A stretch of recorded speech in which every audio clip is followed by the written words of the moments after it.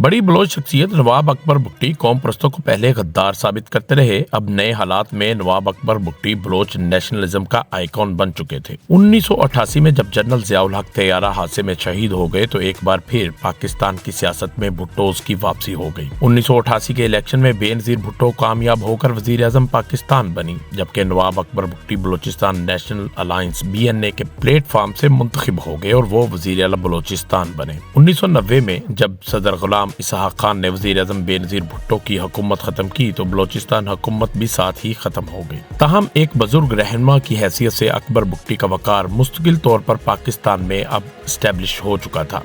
अगले 8-9 बरस तक बलोचिस्तान में सियासी उतार चढ़ाव आते रहे, लेकिन कोई नई बगावत नहीं हुई। ताहम 1999 में जब मुशर्रफ चौथे फौजी हुक्मरान बने, बलोचिस्तान फिर से बदअमनी का शिकार हो गया। इसकी वजह गैस की रॉयल्टी पर झगड़ा और इसका मरकज था डेरा बुगटी। दरअसल बुगटी कबाइल की जमीनों पर 4 गैस फील्ड्स सुई, बैरको, नोटी और ऊच हैं।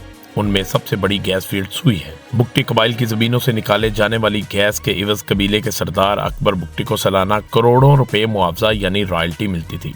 नवाब अकबर बुगटी की जिम्मेदारी थी कि वो ये रकम अपने कबीले में तकसीम भी करें। ताहम बहुत से लोग नवाब अकबर बुगटी की तकसीम से मुतमिन नहीं थे, यानी वो ये समझते थे कि उन्हें उनका जायज हिस्सा नहीं मिल रहा। हो सकता है कि अकबर बुगटी उन लोगों को ज्यादा हिस्सा देना चाहते हों और इसके लिए उन्होंने जनरल मुशर्रफ से गैस रॉयल्टी में इजाफे की भरपूर डिमांड शुरू कर दी हो। साथ में प्रेशर के तौर पर उन्होंने एक और काम शुरू कर दिया, वो ये कि उन्होंने अपने इलाकों में नई गैस फील्ड्स की तलाश पर पाबंदी लगा दी, यानी हुकूमत को रोक दिया। हुकूमत ने उनके मुतालबात नहीं माने और सूरत हाल दोबारा तशद्दुद की तरफ जाने लगी। इस नाराजी भरे माहौल को 3 जनवरी 2005 के वाक़ये ने आग लगा दी। उस रोज सुई हस्पताल की डॉक्टर शाजिया को एक कैप्टन ने जिनसी ज्यादती का निशाना बनाया।